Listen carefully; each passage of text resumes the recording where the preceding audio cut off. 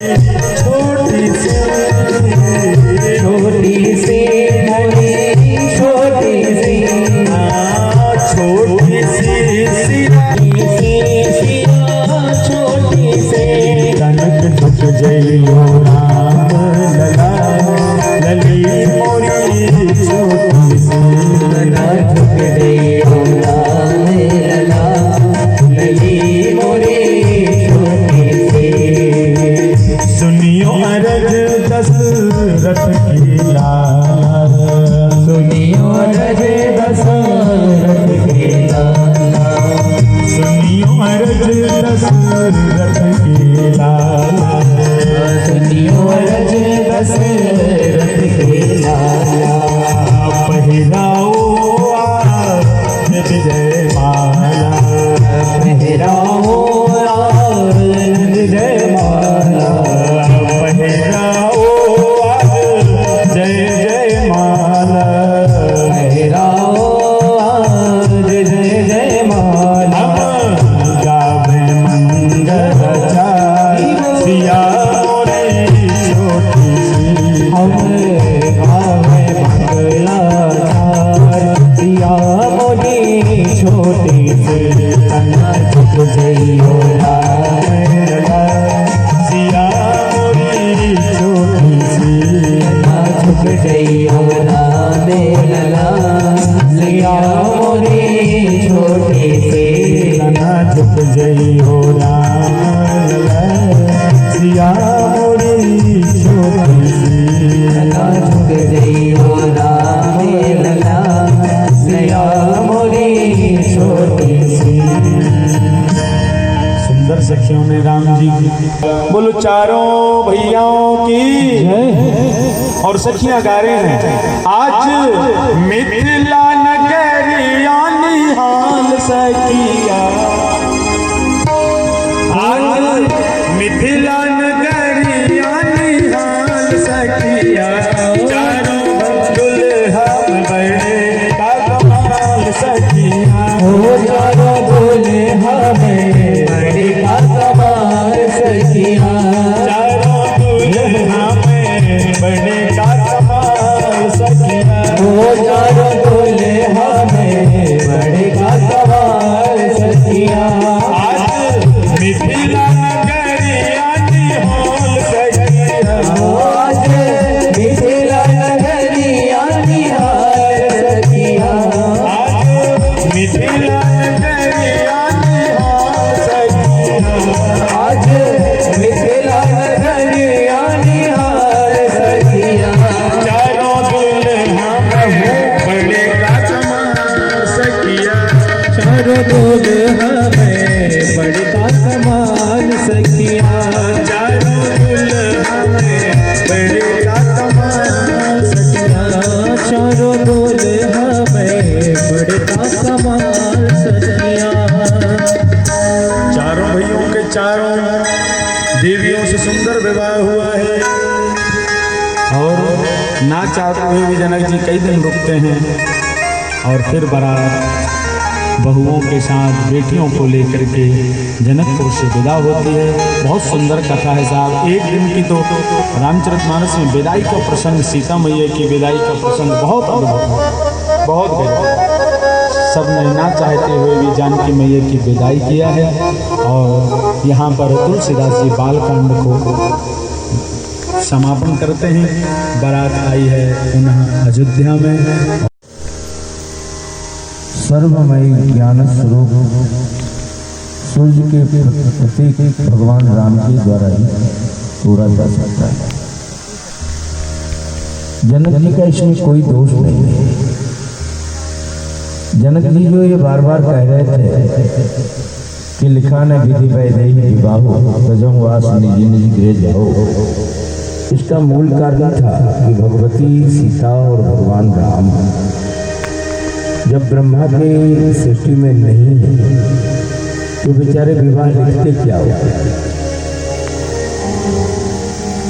बहुत प्रयास के बाद ये बात का चिंतन हुआ कि विधि के सृष्टि में ब्रह्मा की सृष्टि में राम और अनादिकाल के हैं विधि तो इनके अधीनस्थ हैं, शिव इनके अधीनस्थ हैं, विष्णु इनके अधीनस्थ हैं, इसलिए उन्होंने ये बात को, मगर वो कहने का लहजा अलग था, कहने का लहजे अलग।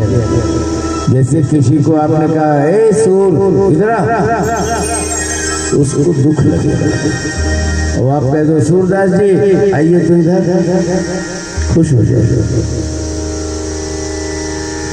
भाषाओं को कैसे बोला जाए, इसके विषय में आपको सोचना होगा। शिक्षा जगत में ये जो सांकेतिक भाषाएं हैं, दूरस्थ भाषाएं हैं, श्रवणी भाषाएं हैं और लोचनी भाषाएं हैं, ध्यान रखना। शिक्षा जगत में 5 प्रकार की विधाओं का अध्ययन कराया जाता है। जो एजुकेशन से संबंधित अध्ययन कर रहे होंगे उनको प्लेटो का सिद्धांत, सुकरात का सिद्धांत और डार्विन आदि के सिद्धांत के माध्यमों को बनाकर, आधुनिक शिक्षा शास्त्रियों का नाम मैं बता रहा हूँ, प्राचीन और वैदिक काल का बताऊंगा तो समझ में नहीं आएगी, तो उनके माध्यमों को यदि बता करके दिया गया है। दूरस्थ शिक्षा, सांकेतिक शिक्षा, और दूरस्थ शिक्षा के बाद श्रवणी शिक्षा, फिर लोचनी शिक्षा, फिर ब्राह्मी लिपि शिक्षा है, ब्राह्मी लिपि। ठीक इसी तरह से उन्होंने सांकेतिक भाषाओं में कहा, सबके बीच कहा कि मैं अपने प्रण का संकल्प के साथ इस बात को पुनः दोहरा रहा हूं, उसको सुनो। और जनक के बंदीजन ने कहा, बोले बंदी बचनवर सुनो सकल महिपाल, प्रण विदे कर कहूं मैं भुजा उठाए विशाल, बिन भंजे भव धनुष विशाला, अब मेले सिए राम माला। राम का विवाह सीता के साथ होगा, ये बात कंफर्म है, मगर वास्तविकता यह है कि लोकाचार में उस समय स्वयंवर की प्रथाएं थी। व्यक्ति नहीं है जिसके शरीर में ये चपका हुआ ना हो, कान भी है, नाक भी है, मुंह भी है। यदि आप अच्छे कर्म में लग जाओ तो आपका नाम ब्राह्मण, यदि आप जो है खराब काम में लग जाओ तो आपको ब्राह्मण कहलाने का अधिकार नहीं। रावण जैसा नागरिक, राष्ट्र का सर्वोपरि सिद्धांत को पालन करने वाला, मगर उसने जब वेद के सिद्धांतों को तिलांजलि दिया तो लोगों ने उस जमाने में राक्षस घोषित कर दिया था। केवल ब्राह्मण घर में जन्म लेने से कोई ब्राह्मण नहीं होगा। महाराजा मनु ने लिखा है, जन्म न जाते शूद्र संस्कार जाते दुज उच्चत, वेद पाठी भवेत ब्रह्म जाने तो ब्राह्मण। आपके आचरण क्या है ये देखना होगा। शेक्सपियर ने अपने शिक्षा जगत के एक सिद्धांत में लिखा है, उन्होंने लिखा है, next character best life, at the time character is money, character is golden. हमारा जीवन का चरित्र अच्छा हो, हमारे जीवन में धन बहुत अच्छा है ये महत्व नहीं रखता, हमारे जीवन का चरित्र अच्छा हो। वह चरित्र अब भगवान आप लोगों को सद्बुद्धि देंगे। गांव वालों ने जो मेरे साथ किया है उसके लिए मैं बहुत बहुत साधुवाद देता हूँ। मैं यहाँ परिचित था, मगर मैं बोलो, राम जी के हाथ में जो धनुष है उसका नाम क्या है? हाँ जी, राम जी के हाथ में जो धनुष है उसका नाम सारंग है। इसलिए राम जी का एक नाम क्या है?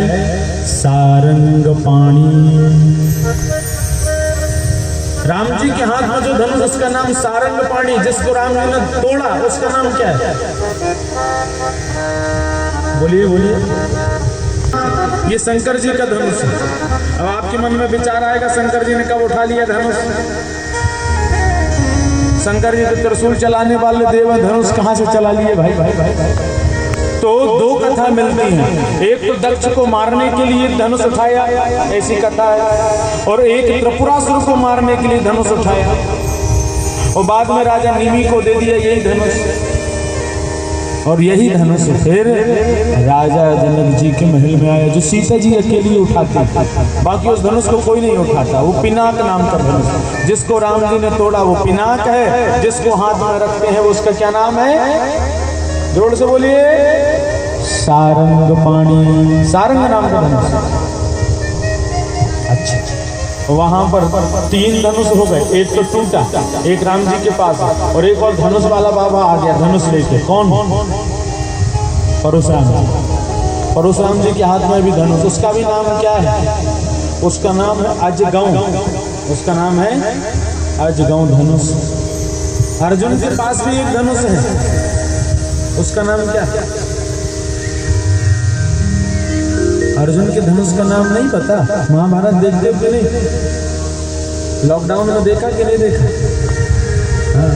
अच्छा, एक व्यक्ति तो हमारे पास आया, बोले महाराज आप महाभारत की बात करते हो, हम घर में महाभारत की पोथी नहीं रखते। हम क्यों नहीं रखते? बोले ऐसा सुना है कि जिसके घर में महाभारत की पुस्तक रहती है उसके घर में महाभारत ही होता है। हमने कहा आग लगे तुम पे, जल्दी से मरने के बाद तो लगे, हमें जिंदगी में लग जाए। ऐसी बुद्धि कहाँ से आती है? भैया महाभारत जैसा ग्रंथ दुनिया में नहीं है। रामचरितमानस और महाभारत, ये 2 ग्रंथों को जरूर आदमी को पढ़ना चाहिए। एक बार तो पूरा पढ़ना चाहिए, पूरा विधिवत। अर्जुन के हाथ में जो धनुष है उसका नाम है। कर्ण के पास भी जो धनुष है, जैसे परशुराम जी ने दिया, परशुराम जी ने दिया, भगवान कृष्ण के हाथ में भी धनुष है। सतयुग में भी धनुष हुआ, त्रेता में भी धनुष हुआ, द्वापर में भी हुए धनुष, और कलयुग में भी है। कहाँ है? ये प्रत्यक्ष। अब आपको नहीं देखना है तो मत देखो। बोलो भक्तवत्सल भगवान की जय। ऐसे बैठ गए हैं जैसे कोई ने जबरदस्ती 300 वो धारा 144 लगा दिया, बिल्कुल साइलेंट बैठे। नहीं तो लॉकडाउन छोड़ा और महाप्रसाद मिला। लॉकडाउन में भी गजब गजब के प्रसाद मिले साहब। लोगों ने ऐसा ऐसा प्रसाद लिया जिसका वर्णन नहीं हो सकता। कलयुग में भी धनुष है।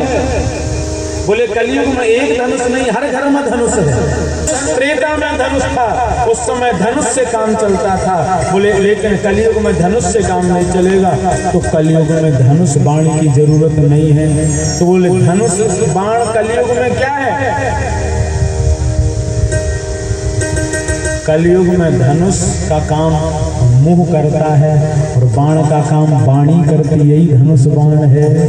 बोलो भक्तवत्सल भगवान की जय। और ओंठों की बनावट देखो, बिल्कुल धनुष की तरह लगती कि नहीं?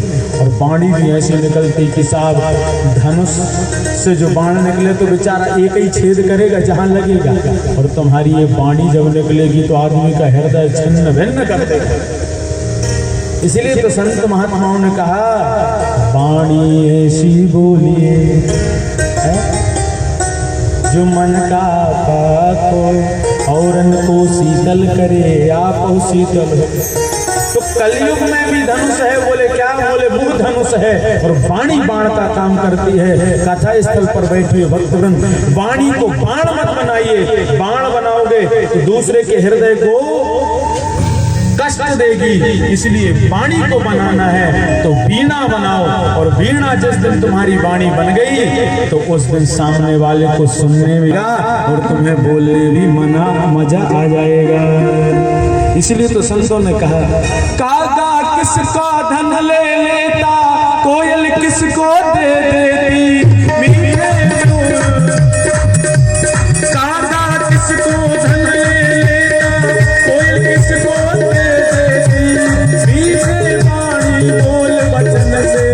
अपने बस में कर ले। अचानक एक दिन दशरथ जी ने शीशा उठाया और जैसे दर्पण में अपना चेहरा देखा, हर आदमी हर दिन आईना देखता है, दर्पण।